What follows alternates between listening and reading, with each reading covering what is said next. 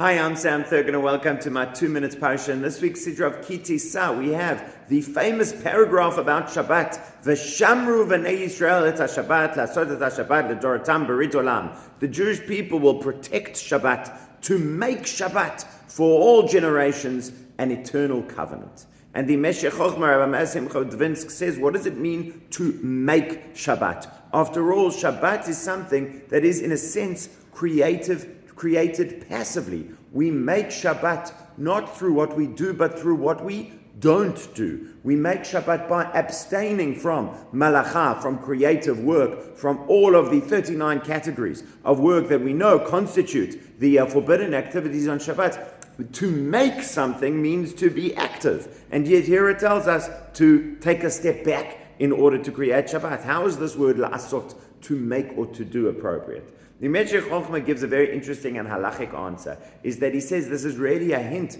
to the Brit Milah. This is an idea that if a baby is born, a baby boy is born on Shabbat, and his bris falls out on that following Shabbat, then you do the bris even on Shabbat. Because la'asot et ha-Shabbat l'doratam berit olam, to make on Shabbat throughout all generations a brit, a covenant, the covenant of Brit Milah. And he says that's why it says Bnei Yisrael in the third person, because speaking about future generations rather than Atem, you in that generation. But taking that idea and applying it more broadly, it's not limited, I think, his idea to the specific halachic application. Yes, what he's saying is correct, that the Torah is telling us that we will make a Brit even on Shabbat. But I think what we need to understand is that through the passivity of Shabbat, through what we don't do, we need to realize that we are always making the Brit on Shabbat. We are always creating a covenant on Shabbat.